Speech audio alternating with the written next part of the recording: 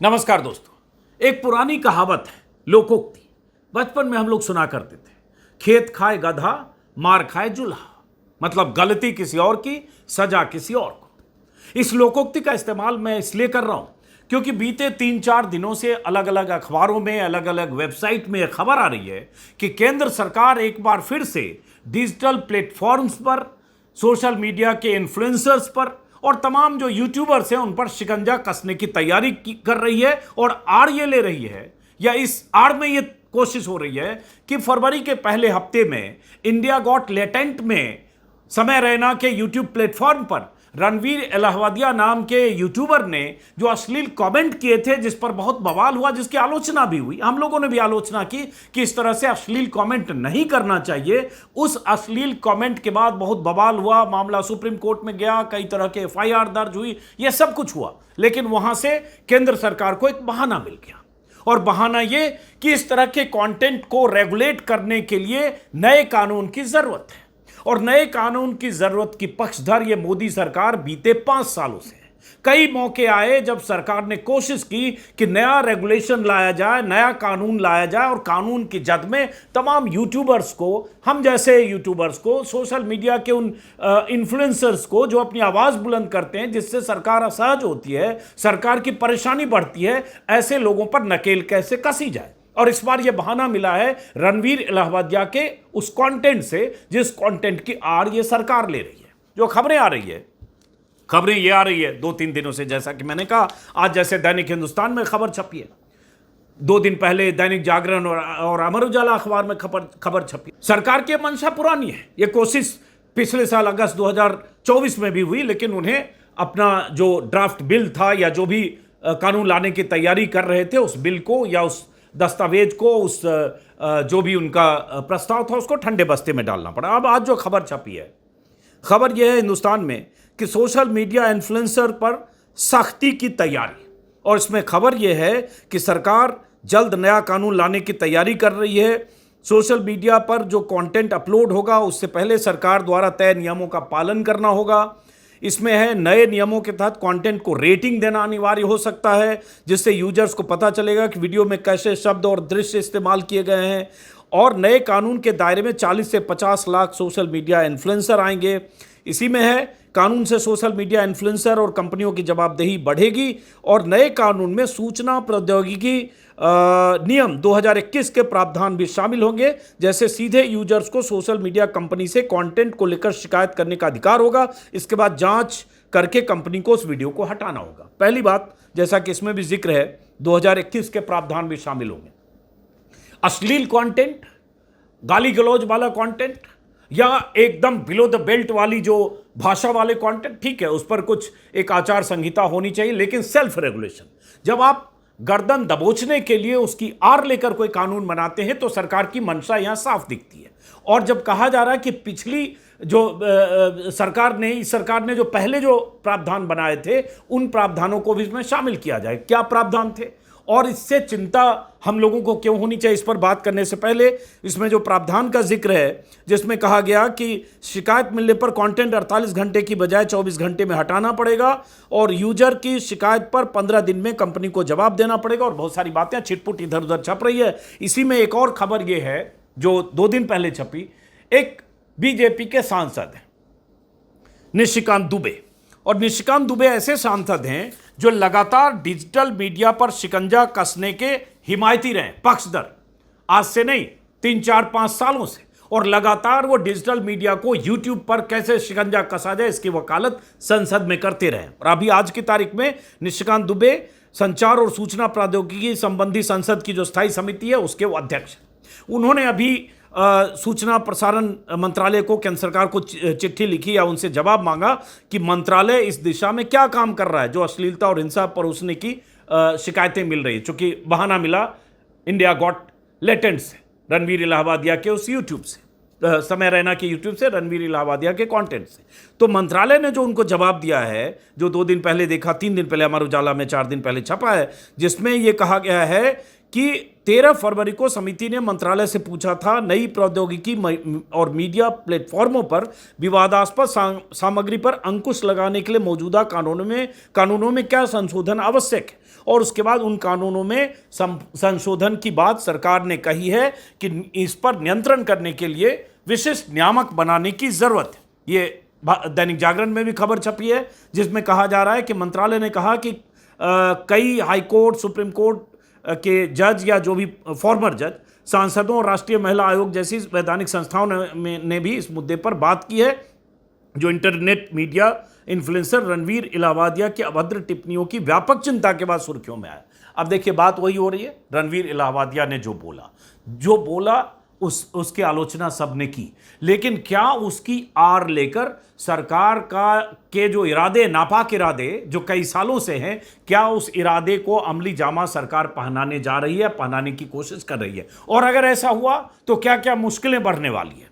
अब पहले क्या हुआ था, अगस्त 2024 में, पिछले साल खबर आई थी, उसके पहले से लगातार कहा जा रहा था केंद्र सरकार ने एक ब्रॉडकास्ट बिल का ड्राफ्ट तैयार किया है जिसमें डिजिटल प्लेटफॉर्म पर अंकुश लगाने की पूरी तैयारी है, जैसे कहा गया ब्रॉडकास्टिंग बिल 2024, और उसके ड्राफ्ट को कहा गया सेलेक्टेड ग्रुप के बीच, जिन्हें स्टेक होल्डर कहा गया, उनके बीच सर्कुलेट किया गया और उनकी राय भी ली गई।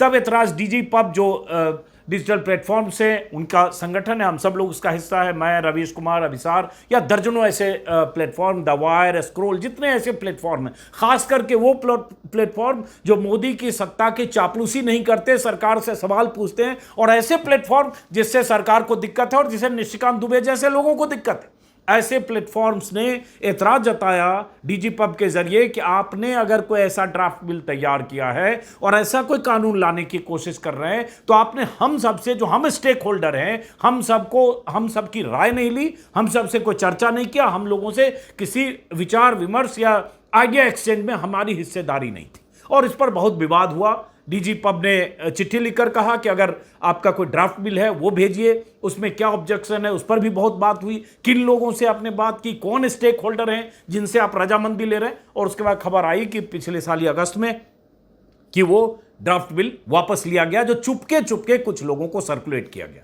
उस समय विपक्ष के नेताओं ने भी ऐतराज जताया था कि संसद में टेबल्ड हुआ नहीं और आपने सेलेक्ट ग्रुप को दे दिया और मीडिया में खबरें प्लांट कर दी, क्योंकि आपको, विपक्ष को भी अंदेशा था, क्योंकि आपको ऐसे डिजिटल प्लेटफॉर्म पर अंकुश लगाना है। उसमें क्या था और निशिकांत दुबे का जिक्र क्यों किया? निशिकांत दुबे का एक ट्वीट है 2022 का, जिस ट्वीट से उनकी मंशा समझेंगे, और वही सबसे बड़े चैंपियन है, वही सबसे बड़े पक्षधर और पैरोकार हैं कि डिजिटल मीडिया को कैसे शिकंजे में लाया जाए, क्योंकि चैनल जो है, मुख्य धारा के चैनल ऑलरेडी कॉम्प्रोमाइज्ड हैं। सरकार की चापलूसी, चमचागिरी कैसे करते हैं आप देखते रहते हैं, किस तरह से मोदी, योगी, अमित शाह के लिए लेटे रहते हैं, पत्रकारिता के नाम पर कलंक हैं, ये सब आप देखते हैं। किस तरह से विपक्ष को टारगेट करते हैं, किस तरह से हिंदू मुसलमान वाला नैरेटिव करते हुए लगातार उस तरह की खबरें करते हैं कि देश में नफरत का माहौल बने और बीजेपी को फायदा हो। और वो सारे मीडिया चैनल्स, वो सारे चेहरे सरकार के हित में और सरकार के पक्ष में लगातार काम करते हैं। सरकार को दिक्कत कहां से है? डिजिटल प्लेटफॉर्म से।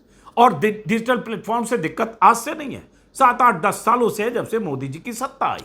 क्योंकि इस दौर की सत्ता के सामने बड़े बड़े मीडिया संस्थान 2014 से अगले 3-4 साल के भीतर लेट गए। जो बच गए या खड़े हो गए या जिन्होंने अपना प्लेटफॉर्म बना लिया, हम जैसे लोग और बहुत सारे जिनका हम नाम लेते रहते हैं, उन सब ने सरकार के लिए एक चुनौती पेश कर दी, क्योंकि वो खबरें जो सरकार दबाना चाहती है वो डिजिटल मीडिया के जरिए आप तक पहुंचता है। चाहे कुंभ में मौतों का सवाल हो, जिन मौतों के आंकड़ों पर पर्दा डालने का सवाल हो, चाहे नई दिल्ली स्टेशन पर जो हुआ। खैर, निशिकांत दुबे, तो निशिकांत दुबे का एक ट्वीट है 2022 का, जिसमें उन्होंने कहा था, और संसद में इसकी पक्षधरता उन्होंने बार बार जताई, कुकुर मुत्ते की तरह बिना किसी कानूनी प्रावधान के ब्लॉक से लेकर राजधानी तक उगाए यूट्यूब चैनल के लिए जल्द ही कानून बनाने के लिए लोकसभा में केंद्रीय मंत्री ने मेरे प्रश्न पर आश्वासन दिया है, केवल जानकारी दे रहा हूं। मतलब उनके हिसाब से ये यूट्यूब जो कुकुर मुत्ते की तरह उगाए, उनको कैसे शिकंजे में लाया जाए, इसके लिए उन्हें लोकसभा में केंद्रीय मंत्री ने आश्वासन दिया, और वही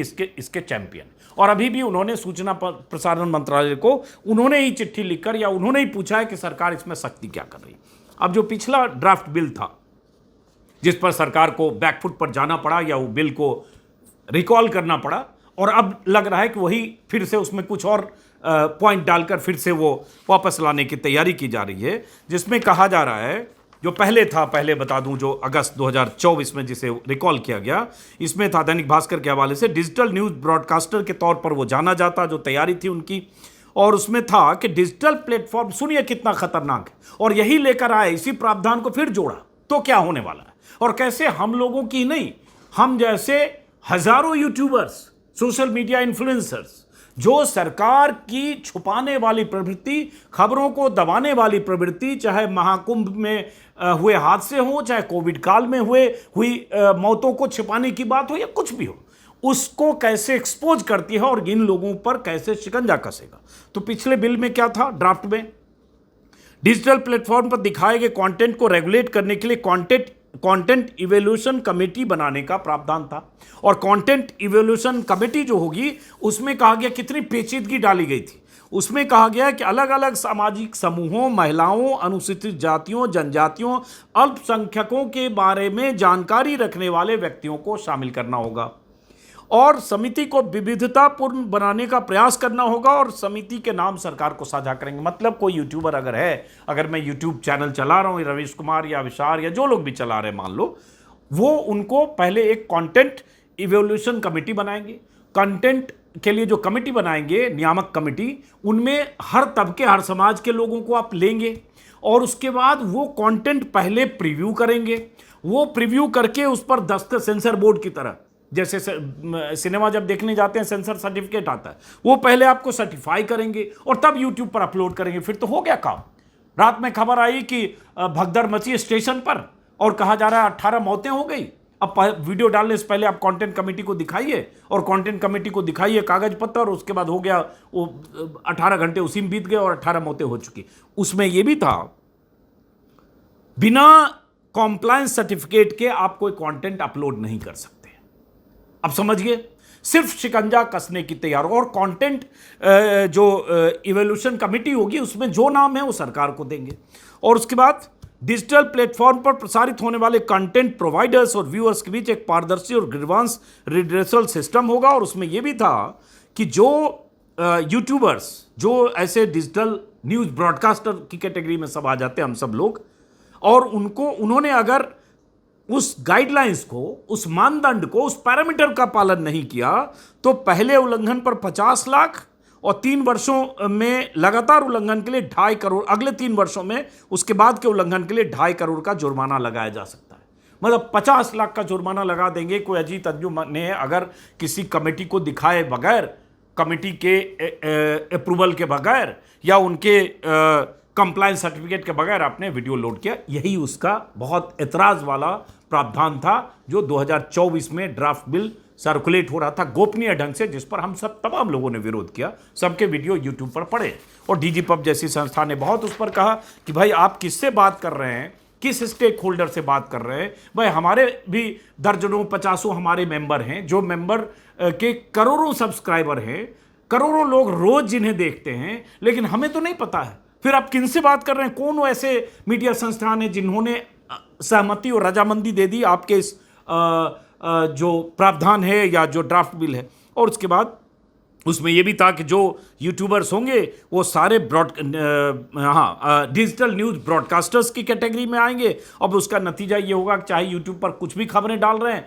उसका एक पैरामीटर होता है कि भाई इतने सब्सक्राइबर, आप न्यूज़ ब्रॉडकास्टर की कैटेगरी में आएंगे और दुनिया भर की पाबंदियां और दुनिया भर के नियामक आप पर थोप दिए जाएंगे। यही पिछली बार था और उसका विरोध हुआ, वापस हुआ। और ये जैसा कि मैंने कहा, ये कोशिशें पहले भी होती रही। अब इन्हें बहाना मिल गया समय रैना और रणवीर इलाहाबादिया के नाम पर, चूंकि रणवीर इलाहाबादिया के मामले में कई जगह FIR हुई, मुंबई से लेकर असम तक। मुख्यमंत्री वहां सक्रिय हो गए थे असम में, महाराष्ट्र पुलिस सक्रिय हुई, मामला सुप्रीम कोर्ट गया और सुप्रीम कोर्ट ने भी फटकार लगाई कि सरकार इसमें क्या कर रही है, और इस तरह की अश्लील सामग्री अगर जा रही है तो हम इसको ऐसे फ्री नहीं छोड़ सकते, इसका कोई प्रावधान होना चाहिए।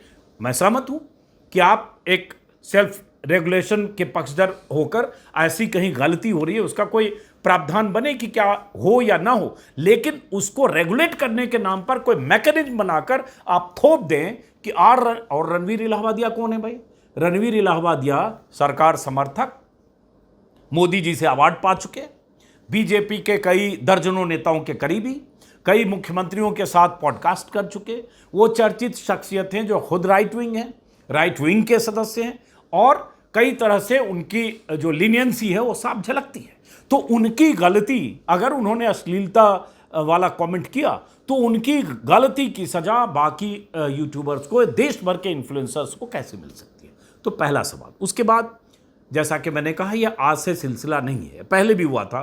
2020 में भी जब एक बार सुप्रीम कोर्ट में मामला गया था, सुदर्शन टीवी जो कुख्यात टीवी चैनल है, जो एक तरह से मुसलमानों के प्रति नफरत का इजहार करना, कट्टर हिंदुत्व की पक्षधरता, मोदी, शाह, योगी और आरएसएस और सनातन की पत्रकारिता के नाम पर एक देश में ऐसा माहौल बनाने का काम सुदर्शन टीवी करता रहा। और उस दौर में नौकरशाही जिहाद नाम का उसका एक शो आता था, या उस एक दो शो टेलीकास्ट हुआ था। नौकरशाही जिहाद मतलब यूपीएससी में जो आईएएस आईपीएस में चयन हो रहा है उसमें नौकरशाही जिहाद है, और उसमें मुस्लिम ज़्यादा आ रहे हैं। और वो कॉन्स्पिरेसी थ्योरी के हवाले से इस तरह से कॉन्स्पिरेसी थ्योरी बनाकर उसने वीडियो किया था, उस पर बवाल हुआ, मामला सुप्रीम कोर्ट में गया उसके टेलीकास्ट को रोकने के लिए। उस दौरान सुप्रीम कोर्ट में सरकार की तरफ से जो वकील पेश हुए उन्होंने, और सरकार की तरफ से जो जवाब गया, अवर सचिव उस समय सूचना प्रसारण मंत्रालय के थे विजय कौशिक, उन लोगों की तरफ से, सरकार की तरफ से ये पेश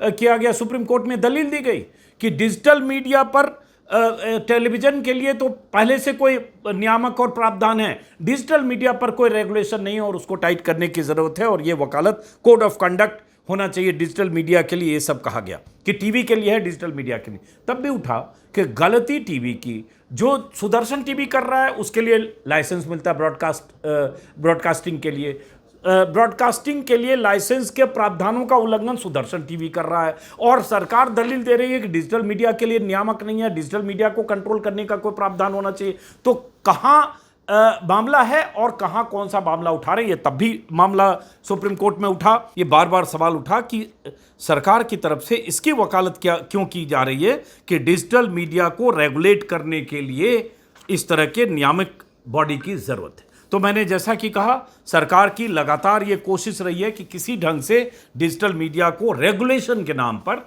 डिजिटल मीडिया को एक दायरे में लाया जाए, उस दायरे में लाया जाए जहां सरकार का शिकंजा डिजिटल मीडिया पर हो सके। माफ करिए। और बात सबसे बड़ी यह है कि जितने चैनल्स हैं, जितने भी न्यूज चैनल हैं या नॉन न्यूज भी हैं, हर न्यूज चैनल को सरकार से लाइसेंस मिलता है। लाइसेंस के कुछ प्रावधान हैं। सरकार के पास किसी चैनल ने अगर आचार संहिता का पालन नहीं किया, या किसी सरकार ने जो लाइसेंस के लिए जो उनकी शर्तें उसका पालन नहीं किया, सरकार उनका टेलीकास्ट रोक सकती है, उनके टेलीकास्ट को सस्पेंड करने का प्रावधान है। आपने पिछले 10 साल में किसी चैनल के बारे में सुना? एक दो साउथ के चैनल में एक दो और छिटपुट हुआ होगा, बीच में एनडीटीवी पर शिकंजा कसने की कोशिश हुई। आपने सुना कि ये जो नफरती चैनल हैं, जिन्होंने पिछले 10 साल में 50 गलत फेक खबरें फैलाई हैं देश में, जिन्होंने पिछले 10 साल में देश में ऐसा माहौल कर दिया कि हर आदमी हिंदू मुसलमान में बंट गया, जिन्होंने पिछले 10 साल में सत्ता की चाटुकारिता करने के सारे रिकॉर्ड तोड़ते हुए न जाने कितनी खबरें चलाई विपक्ष के खिलाफ, या देश में ऐसी स्थिति पैदा हो गई कि जिससे तनावपूर्ण माहौल बने। लेकिन कभी आपने सुना कि सरकार ने उनमें से किसी को नोटिस दिया कि आप ये फर्जी खबरें क्यों चला रहे? कई बार ऐसा हुआ कि बड़े मीडिया संस्थानों की तरफ से चली खबरों का खंडन सरकार की तरफ से, बीजेपी सरकार की तरफ से किया गया। चाहे यूपी में अलग अलग मौकों पर सुधीर चौधरी की किसी खबर को संज्ञान लेकर कहा गया कि आपने फर्जी खबरें दिखाई, और कहीं कोई मंदिर में कोई घटना हुई, घटना करने वाला जो आरोपी था वो हिंदू था, उसको आपने मुसलमान कहकर दिखा दिया, या और भी कई तरह की खबरें। लेकिन कभी सुना कि कोई कार्रवाई हुई? सुदर्शन न्यूज को बंद हो जाना चाहिए था जिस तरह की खबरें सुदर्शन न्यूज ने दिखाई और चलाई, लेकिन उनके खिलाफ कोई कार्रवाई नहीं हुई। जहां आपके पास कार्रवाई करने के अख्तियार हैं, अधिकार हैं, क्योंकि वो लाइसेंस भारत सरकार देती है और लाइसेंस देने की कुछ शर्तें हैं, उन शर्तों का पालन वो नहीं करते हैं, लेकिन वहां कोई कार्रवाई नहीं। यहां आपको लगता है कि ये लोग स्वतंत्र हैं, अपनी आवाज बुलंद कर रहे हैं, और आपसे कंट्रोल नहीं होने की वजह से आपकी परवाह नहीं करते। सच जहां बोलना हो, जहां सही बात बतानी हो, जहां आपकी छुपाने की मंशा पर चोट करनी हो, तो अब यहां बहाना रणवीर इलाहाबादिया और समय रैना के उस यूट्यूब वीडियो में कमेंट की आड़ में हो रहा है। वही खबरें मैं देख रहा हूँ 3-4 दिनों से अलग अलग जगह छप रही है, और इन खबरों के हिसाब से अब लग रहा है कि एक बार फिर सरकार जो 2024 में अगस्त में बैकफुट पर गई थी, और उसके बाद अभी कुछ राज्यों में जीत भी हो गई, उसके बाद महाराष्ट्र जीत गए, हरियाणा जीत गए, दिल्ली जीत गए, अब हौसला फिर से सरकार का बुलंद है। लगता है कि अब हम जो पिछली बार हम बैकफुट पर हटे, चूंकि राज्यों में विधानसभाओं में चुनाव था उस वक्त और हम सब ने बहुत मजबूती से विरोध किया, अब उन्हें फिर से बहाना मिल रहा है। अब देखना है कि सरकार किस तरह का बिल लाती है। अभी छिटपुट खबरें, कई बार सरकार का तरीका होता है वाटर टेस्टिंग करना, इस तरह की खबरें प्लांट करा देना और उस पर रिएक्शन का इंतजार करना, रिएक्शन को जज करना कि क्या ये सब लोग यूनाइट होकर विरोध करते हैं, क्या होता है, हमारे पक्ष में कौन, विरोध में कौन। तो अभी फिलहाल इन खबरों के बाद हम फाइनल सरकार की तरफ से क्या आता है उसका हम इंतजार करेंगे। लेकिन एक दर्शक के तौर पर आप सब के लिए चिंता की बात होनी चाहिए कि अगर सरकार शिकंजा कसने के लिए रणवीर इलाहाबादिया और समय रैना के वीडियो का इस्तेमाल करते हुए देश में एक ऐसे कानून को लेकर आती है जो कानून लाखों यूट्यूबर्स और सोशल मीडिया इन्फ्लुएंसर पर शिकंजा, सरकारी शिकंजा को मजबूत कर दे, और उसके बाद ऐसी स्थिति बना दे कि हमें कोई वीडियो करने से पहले किसी के अप्रूवल की जरूरत पड़े, और वीडियो करने के बाद कोई भी दर्शक, कोई भी चाहे कहीं कमेंट में या कहीं भी सरकार को शिकायत कर दे और उसके बाद सरकार एक्टिव हो जाए, कहे इस वीडियो को हटाइए, इस वीडियो को डाउन करिए, तो ये नौबत आ सकती है। आएगी तो फिर लड़ेंगे, फिर बोलेंगे। फिलहाल इस वीडियो को यहीं खत्म करते हैं। दर्शक के नाते आप सब लोगों को भी सजग रहने की ज़रूरत है, और ऐसे मौक़ों पर दर्शक का सपोर्ट और समर्थन बहुत ज़रूरी होता है। फिलहाल नमस्कार।